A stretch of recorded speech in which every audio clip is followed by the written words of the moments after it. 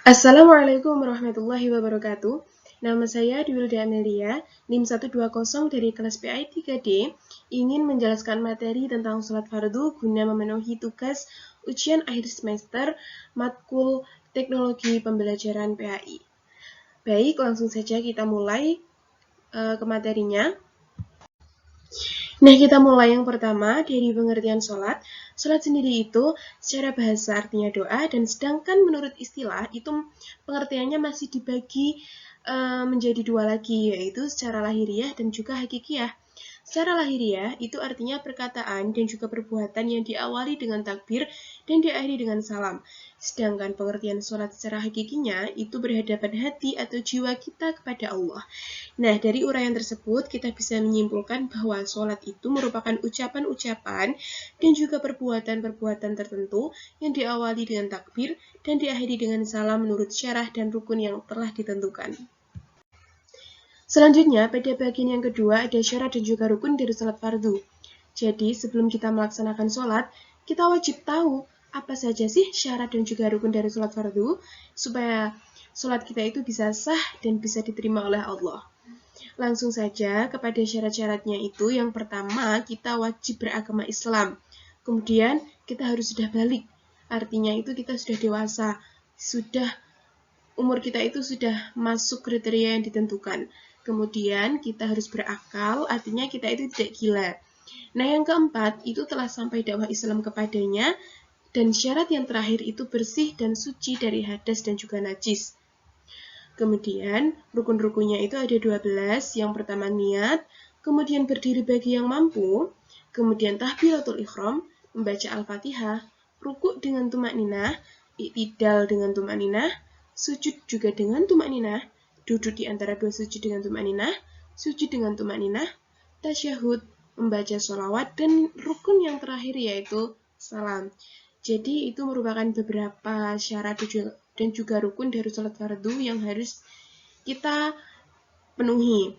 Karena ketika salah satunya kita tidak laksanakan, maka sholat kita ya tidak sah gitu.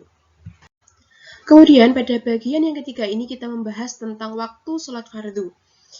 Sebenarnya kalau kita sekarang ini sudah mudah ya untuk menentukan waktunya karena juga sudah ada jam, tetapi kan pada waktu zaman dulu itu belum ada jam, jadi perhitungannya itu masih manual, menggunakan cahaya matahari seperti itu.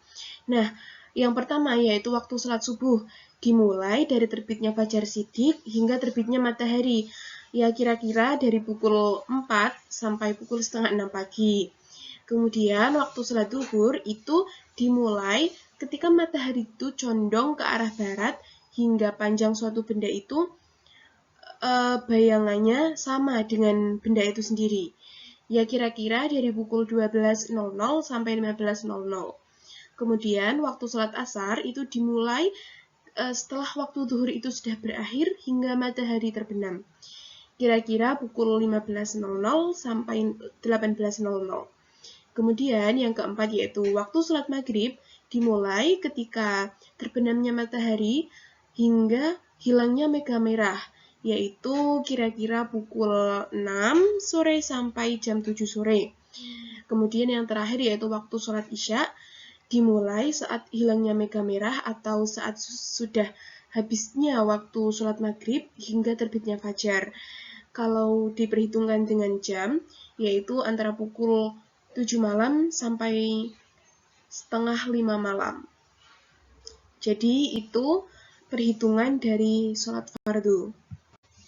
Selanjutnya, pada bagian yang terakhir ini kita membahas tentang manfaat dari sholat fardu. Jadi, sholat fardu itu bukan hanya kewajiban yang Allah perintahkan kepada kita begitu saja tanpa ada manfaat dan juga maksud tertentu ya.